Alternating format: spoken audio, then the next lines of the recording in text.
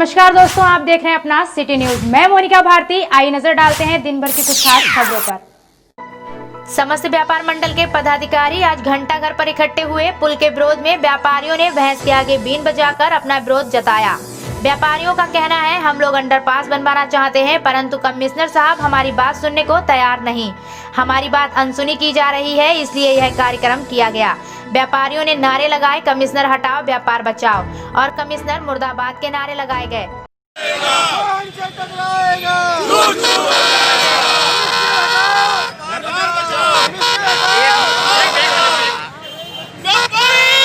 व्यापारियों का कहना है, जल्द ही प्रधानमंत्री जी, मुख्यमंत्री जी को ज्ञापन भेजा जाएगा कि कमिश्नर साहब को हटाया जाए और ऐसे कमिश्नर साहब लाए जाएं जो व्यापारी हित की बात करें, व्यापारियों के हाथ में कटोरा लेने को मजबूर ना करें। क्या मकसद है इसके पीछे, क्या किस तरह का नुकसान होगा व्यापारियों को? देखिए, मैं आपको एक बात बताऊं, जो ये पुल बन रहा है, ये जो शामजगंज की तर्ज पे पुल बन रहा है, जो चीज़ एक बन चुकी, ये प्रशासन ये सोच रहा है कि हम वैसे ही इस पुल को बना देंगे। लेकिन मेरा एक कहना ये है, छोटा सा एक मेरा कहना है कि शामजगंज पुल की भौगोलिक स्थिति अलग थी, कुतुबखाने की भौगोलिक स्थिति अलग है। शामजगंज पुल में शासन को 80% जगह खाली मिली थी, यहाँ पर 100 की 100% जगह भरी हुई है, यहाँ व्यापार चल रहा है। दूसरी चीज़, पहले के ज़माने में राजा महाराजा, पुरानी सरकारें शहर के अंदर बाज़ारों को बसाते थे। आज बाज़ारों को उजाड़ा जा रहा है, ये कौन सा विकास है, मेरी समझ में नहीं आता। तीसरी चीज़, मैं एक और बात कहना चाहता हूँ कि शासन बगैर व्यापारियों की मर्जी के ये पुल क्यों थोप रहा है, इसमें क्या राज ऐसा है कि शासन इसमें ज़्यादा इंटरेस्ट ले रहा है अपना। विकास के तरीके और भी हो सकते हैं, जैसे व्यापारियों ने कहा कि अंडरपास बना दीजिए आप, बहुत से ऐसे सुझाव दिए, उस पर कोई भी शासन का व्यक्ति गौर नहीं कर रहा, सिर्फ अपनी मनमाजी करके ये पुल थोपा जा रहा है। इसका समस्त व्यापारी, समस्त व्यापार मंडल शहर के, अभी हमारा आज का आंदोलन जो था वो खाली भैंस के आगे बीन बजाकर अपनी बात को वहाँ तक पहुँचाना था। 23 तारीख को हमारा बंद है, उसके बाद सभी व्यापार मंडल बरेली बंद करेंगे, अनिश्चितकालीन हड़ताल करेंगे और धरने में बैठेंगे और भूख हड़ताल पे बैठेंगे। जानना चाहेंगे कि तमाम पदाधिकारी प्रशासन के आप लोगों से अनुरोध भी कर चुके हैं कि जो व्यापार कर रहे हैं वो अपने हद में रह के करें, सड़क पे ना कारोबार को फैलाएं। देखिए, इसकी वजह से जाम की स्थिति बनी हुई है। तो इसमें आप अपने व्यापारियों को देखिए, मैं एक बात कहना चाहता हूँ, प्रैक्टिकल बात करें आप। शासन प्रैक्टिकल बात नहीं कर रहा। आज सन 47 के बाद, मैं क्योंकि पंजाबी महासभा का अध्यक्ष हूँ, मैं अपनी बात रखना चाहता हूँ। सन 47 के बाद जहाँ पर हम लोग थे, आज भी हम वहीं हैं। सन 47 के बाद जनसंख्या कितनी थी और आज जनसंख्या कितनी है? जनसंख्या बढ़ रही है और दोष व्यापारियों के ऊपर लगाया जाता। आज हम वहीं के वहीं हैं। बात जनसंख्या की नहीं, बात व्यापार को सड़कों पे लाके जो खड़ा करा जा रहा है। तमाम व्यापारी सड़कों पे जो कारोबार कर रहे हैं, दुकानों से बाहर निकाल के कर रहे हैं, उन व्यापारियों को आप किस तरह से संभालेंगे? महोदय, आप यदि कोहाड़ा पीर से लेकर कोतवाली तक चलें तो सड़कों पर जो आपको अतिक्रमण मिलेगा वो प्रशासन के द्वारा किया गया अतिक्रमण मिलेगा। मैं खुले शब्दों में कह रहा हूँ आपसे। आप जाके घूमिए, एक सड़क पर राउंड तो लगाएं आप देखिए जाके अतिक्रमण किसका है, पैसे लिए जाते हैं, अतिक्रमण किसका है? हमारी गलती है। हम तो जहाँ बैठे हैं वहीं बैठने, ठीक है, हमारा एक डिब्बा आगे रख दिया गया, हम पीछे हटा लेंगे। हम मान रहे हैं, हम कर रहे हैं, क्योंकि हमारा, देखिए, अतिक्रमण हम करेंगे, ग्राहक नहीं आएगा, नुकसान हमारा भी तो है। हम इस बात, तो किस तरह का पैसा पुलिस के लोग पैसा लेते हैं, ये लगवाते हैं, नगर निगम वाले पैसा लेते हैं, ये भरियाँ लगवाते हैं अस्पताल रोड पे, सब जगह पर। ये फ्री में नहीं लगती हैं, सब पैसों से लगती हैं। और ये व्यापारी को चौपट करने वाला काम है। यहाँ से लेकर वहाँ तक पुल बना दो। शहर की पहचान, सिर्फ बरेली की पहचान जो है वो कुतुबखाने का चौराहा है। यहाँ से लेकर शामतगंज से लेकर किला तक और कोहाड़ा पीर से लेकर पंजाबी मार्केट सिविल लाइन तक, कोतवाली तक, ये मुख्य बाजार है बरेली का, उसका मुख्य चौराहा ये है। इसको पूरे को क्या तबाह कर देंगे? ये विकास है, विनाश है। पुलिस ने चोरी का डीजल व पेट्रोल के साथ 2 लोगों को किया गिरफ्तार। बरेली के थाना किला पुलिस ने मुखबरी की सूचना पर अवैध डीजल व पेट्रोल का भंडारण करने वाले रईस अहमद और अनीस अहमद को शमशान भूमि फाटक से गिरफ्तार कर रईस व अनीस को निशानदेही पर आंवला चंदोसी रोड के ग्राम बगरैन थाना वजीरगंज बदायूं क्षेत्र में उपरोक्त के गोदाम से 57 ड्रम डीजल पेट्रोल से भरे 11,400 लीटर, जिसमें 29 डीजल से और एक इको गाड़ी बरामद की है। कि कुछ लोग जो हैं वहाँ से जो टैंकर निकलते हैं उनसे ड्राइवरों से सेटिंग करके वहाँ से तेल चोरी करते हैं और उसको फिर मिश्रित करके और अपना जो दुकानें हैं वहाँ से छोटे छोटे फुटकरों को बेचते हैं। तो इसी आधार पर पुलिस ने 2 व्यक्तियों को गिरफ्तार किया और उनके पास से 11,400 लीटर का जो तेल है, जिसमें डीजल और पेट्रोल दोनों ही है, उसको भी बरामद किया गया और उनके ऊपर मुकदमा पंजीकृत किया जा रहा है और इन दोनों को ही गिरफ्तार करके जेल भेजा जा रहा है और आगे जो और लोग इससे जुड़े हुए होंगे उनकी खोजबीन भी की जा रही है। सर ये सक्रिय गैंग है। ये आंवला डिपो पड़ता है, यहाँ से तेल के टैंकर रोज जाते हैं, उन्हीं जो ड्राइवर होते हैं उनके उनसे सेटिंग करते थे और जैसे कि उनको कुछ रुपए देके उनसे तेल ले लेते थे और उस तेल को फिर अपने दुकानों के माध्यम से मिश्रित करके उसको बेचते थे। बेटियों की शिक्षा और उनकी सुरक्षा को बढ़ावा देने के लिए आज बेटी बचाओ बेटी पढ़ाओ योजना के अंतर्गत मिशन शक्ति अभियान के अंतर्गत बेटी बचाओ बेटी पढ़ाओ राष्ट्रीय बालिका सप्ताह का आयोजन का प्रथम दिवस यूपी बोर्ड की हाई स्कूल एवं इंटरमीडिएट की टॉप 10 छात्राओं को बेटी बचाओ बेटी पढ़ाओ योजना के अंतर्गत सम्मानित किया गया, जिसमें मुख्य अतिथि माननीय विधायक डॉक्टर अरुण कुमार जी, जिला अधिकारी नीतीश कुमार, मुख्य विकास अधिकारी चंद्रमोहन गर्ग, श्री बाल कल्याण समिति अध्यक्ष डॉक्टर DN शर्मा, जिला प्रवेशन अधिकारी नीता अहिरवार, प्रिंसिपल सुरेश मौर्य उपस्थित रहे। कुल 19 हाई स्कूल की इंटर की बेटियों को उनके खाते में 5,000 की धनराशि उनके खाते में पुरस्कार के रूप में, इंटर के टॉपर के खाते में 20,000 की धनराशि भेजकर उनका सम्मान किया गया और उनको जारी रखने के लिए सभी को प्रोत्साहित पत्र देकर सम्मानित किया गया। साथ ही बालिकाओं को चैंपियन के रूप में चिन्हित किया गया और उनके माता पिता को भी सम्मानित किया गया और जिलाधिकारी महोदय और विधायक जी ने बेटियों को आशीष वचन दिए, भविष्य में आगे बढ़ने के लिए महत्वपूर्ण टिप्स दिए और बच्चियां सम्मान पुरस्कार पाकर खुश और उत्साहित दिखीं। उक्त कार्यक्रम का आयोजन जिला प्रवेशन अधिकारी उत्तर प्रदेश महिला कल्याण विभाग के द्वारा आयोजित किया गया और बेटियों का स्वागत समारोह और अभिभावकों को सम्मान बेटी बचाओ बेटी पढ़ाओ के प्रथम दिवस में किया गया। इसके साथ ही आज हेल्थ स्वास्थ्य संबंधी मुद्दों पर का वेबिनार आयोजन किया गया, जिसमें विभिन्न विभागों के प्रतिभाग किया। महिला शक्ति केंद्र विभिन्न संगठनों द्वारा बेटी बचाओ बेटी पढ़ाओ के प्रथम दिवस पर उत्साहपूर्वक गतिविधियां आयोजित की गयी। उत्तर प्रदेश सरकार की महत्वपूर्ण योजना के तहत जो बच्चियां 10th और 12th में अपने जनपद में टॉप 10 में रही है, उनको 5,000 रुपये का पुरस्कार दिया गया है। एक पुरस्कार दिया गया है कि उन्हें अपनी प्रेरणा के तहत जो इन्होंने मेहनत किया था उसका जो प्रतिफल निकला है और उसको समाज के सामने हम लोग उसको प्रोत्साहित कर रहे हैं कि वो अपने गंतव्य के और सही दिशा से अदम्य साहस से आगे बढ़ें और अपने जीवन को सार्थक बनाएं।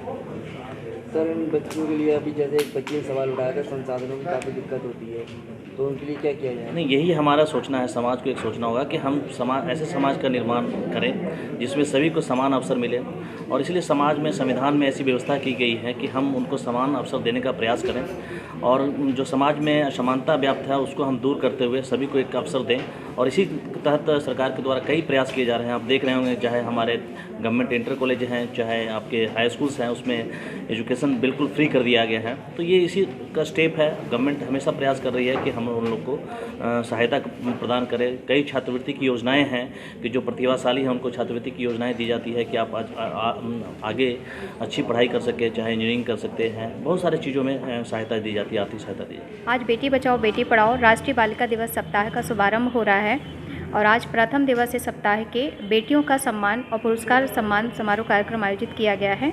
इसमें जो हमारी यूपी बोर्ड की हाई स्कूल और इंटर की टॉपर बेटियां हैं उनको 5,000 रुपये की धनराशि उनके अकाउंट में, साथ ही उनको मेडल प्रशस्ति पत्र दिया जा रहा है, उनका सम्मान किया जा रहा है।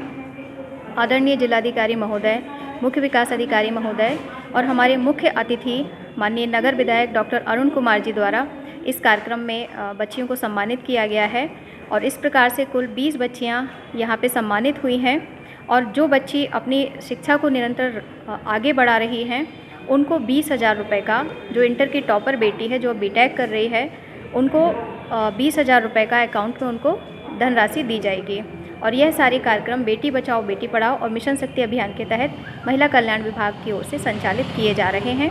साथ ही आज ये जो 20 बेटियां और उनके अभिभावक हैं इनको हम लोगों ने जेंडर चैम्पियंस और हमारे वॉलंटियर्स के रूप में मिशन शक्ति से और बेटी बचाओ से जोड़ा है, जो कि निरंतर हमारे सहयोगी के रूप में इन योजनाओं के प्रचार प्रसार में सहयोग करेंगे। थोड़ा सा प्राउड महसूस कर रही हूँ और अच्छा लग रहा है कि खुद मतलब जिला अधिकारी से मिली हूँ और उनके भी मैंने अनुभव जो उन्होंने अपने साझा किए हैं उनके लिए भी उन्हें थैंक यू और बहुत अच्छा लग रहा है। क्या बनना चाहती हैं? मैं IES ऑफिसर बनना चाहती हूँ। आज दिनांक 21/1/2021 को पैनी नजर सामाजिक संस्था का बरेली पीलीभीत मार्ग पर रिठौरा कस्बे के पास कलापुर की नहर पर बनी सकरी पुलिया के चौड़ीकरण की मांग को लेकर धरने के 7वां दिन है। धरना जारी है। दिन ब दिन जन समर्थन प्राप्त हो रहा है। लोग रुक कर संस्था का बराबर हौसला बढ़ा रहे हैं। पीलीभीत से आंदोलनकारी साथी अमित मिश्रा व उनकी टीम व समाज कल्याण शिक्षा सेवा समिति राष्ट्रीय अध्यक्ष सत्येंद्र पटेल जी अपनी टीम के साथ एवं कई गांव के लोगों ने संस्था के धरने में आकर समर्थन दिया। मेरे बरेली वासियों, ये धरना यूं ही चलता रहेगा जब तक ये पुलिया सवाल बनकर खड़ी है, इसका जवाब नहीं मिल जाता है। ये पुलिया यूं ही सवाल बनकर खड़ी रहेगी, ये संस्था यूं ही जवाब मांगती रहेगी। यहाँ के जिला प्रशासन से, यहाँ के DM से, यहाँ के सांसद से और यहाँ के बरेली जनपद के 9 सत्ता के विधायक से। मेरे बरेली वासियों, मुझे सुनते रहना, मेरी बात को आगे बढ़ाते रहना, मेरे साथ जुड़े रहना। आप धरने पर पहुंचे या ना पहुंचे, वहीं बैठकर मेरी बात को सुनते रहना और शासन की गतिविधियों पर पैनी नजर रखना। ये पैनी नजर संस्था इस शासन, इस प्रशासन के ऊपर तलवार बनकर लटकी रहेगी। आप लोग भी अपनी नजरों को पैनी कर लो और देखो, इनका स्वरूप देखो, इनकी अंदर की मंशा देखो कि इस पुलिया चौड़ीकरण के लिए इनको कितनी दिक्कतें हो रही हैं। नेता लगे हैं कि ये पुलिया ना चौड़ी हो, क्योंकि कहीं लोग ये न कहने के लगे कि ये काम नेता न कर सके, एक संस्था ने करवा दिया। युवा सिंधी समाज ने अमर शहीद हेमू कल्याणी को दी श्रद्धांजलि। 5 रत्न व मुख्य अतिथि को सम्मानित किया गया। बरेली युवा सिंधी समाज ट्रस्ट ने गुरुवार को सिंधी स्फूर्ति हेमू कल्याणी को उनके 78वें जन्म दिवस पर सिंधी समाज ने भावभीनी श्रद्धांजलि दी। साथ ही साथ समाज के 5 रत्न व मुख्य अतिथि को सम्मानित किया गया। हेमू कल्याणी पार्क में आयोजित श्रद्धांजलि समारोह में मुख्य अतिथि यूपी व्यापार मंडल अध्यक्ष राजेंद्र गुप्ता ने सभी को राष्ट्र सेवा करने का संकल्प कराया।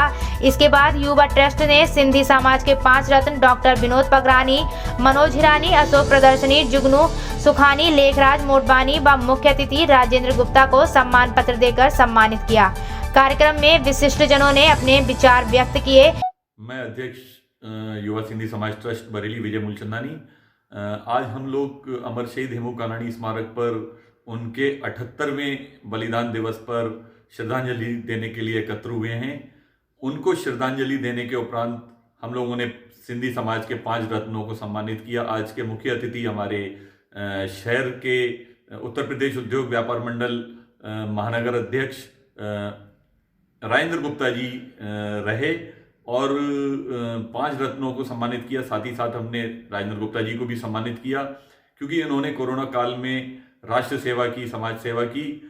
आज हम युवाओं को यही प्रेरणा देना चाहते हैं कि किसी न किसी रूप में, चाहे वो चिकित्सा क्षेत्र है, व्यापार क्षेत्र है, किसी न किसी रूप में समाज सेवा में, राष्ट्र सेवा में लगे रहें। इसके अतिरिक्त हम लोगों ने आज इस बात पे भी विचार किया कि हमारे बच्चों को जो पढ़ाया जाता है, जो शिक्षा पद्धति हमारी है, थोड़ा सा उसमें परिवर्तन की आवश्यकता है। हमें क्रूर शासकों के बारे में पढ़ाया जाता है अक्सर। महान हमारे क्रांतिकारी बलिदान जिन्होंने दिया, महापुरुष अमर शहीद हेमू कल्याणी, भगत सिंह जी, चंद्रशेखर आजाद जी, शिवाजी महाराज एवं महाराणा प्रताप जी के बारे में बच्चों को अगर हम पढ़ाएंगे, उनके बारे में उनको ज्ञान देंगे, तो बच्चों में नैतिक गुणों का विकास होगा, बच्चों के अंदर राष्ट्र के प्रति अच्छी भावना जागृत होगी। आपके चैनल के माध्यम से मैं सरकार से यही निवेदन करना चाहता हूं कि महापुरुषों के बारे में बच्चों को पढ़ाया जाए, भारतीय संस्कृति के बारे में पढ़ाया जाए, ना कि क्रूर शासकों के बारे में। थोड़ा सा शिक्षा पद्धति को परिवर्तित करने की आवश्यकता है। इसके अलावा मैं ये कहना चाहूँगा कि हम सभी राष्ट्र के लिए समर्पित किसी न किसी रूप में हमें रहना चाहिए।